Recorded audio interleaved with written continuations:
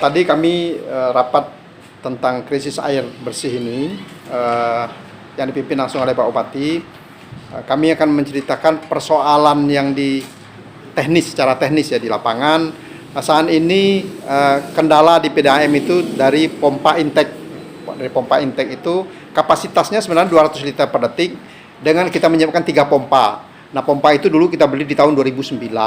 Ya, jadi sudah cukup lama, sudah 14 tahun. Dengan kondisi yang sekarang, kemampuan pompa di intake tadi sekarang tinggal 80 liter per detik. Nah, ini dengan kondisi yang kadang-kadang bagus, kadang rusak. Nah, ini sudah diupayakan untuk diperbaiki sehingga kemampuan air untuk diolah di intake di instalasi pengolahan air menjadi sedikit. Ya, ini yang mendorong sampai ke Kuala Tungkal. Jadi kondisi air memang tinggal sedikit lagi. Jadi ini tidak dapat memenuhi untuk pelanggan yang ada di Kuala Tungkal yang lebih kurang sekitar 6.000 pelanggan. Nah, kemudian yang sangat berpengaruh adalah persoalan PLN. Nah, PLN ini ketika kita mulai mengisi di intake ke IPA, ketika PLN mati, ya arus listrik mati, ini akan mengganggu suplai air ke pengolahan. Nah, ini juga ketika listrik mati 1 atau sampai 2 jam, ini berpengaruh sampai ke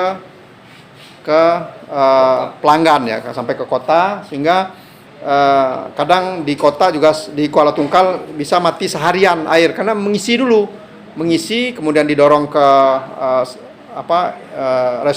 reservoir di Senyerang, kemudian di Parit Pudin dan di Parit 4 Sungai Saren. Nah, ini yang menjadi lambat sampai ke Kuala Tungkal. Belum lagi kita ditambah dengan tingkat kebocoran kita yang masih tinggi.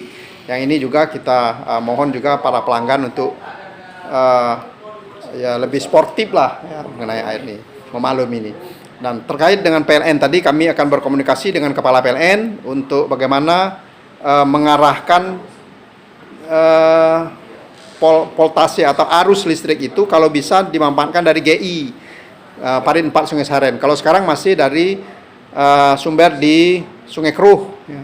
Nah, ini juga salah satu hambatan, nanti akan kami komunikasikan dengan PLN. Nah, ini juga sangat berpengaruh dengan kondisi di kota Kuala Tungkal dengan musim kemarau yang kering. Ini akan berpengaruh terhadap ketersediaan air di masyarakat.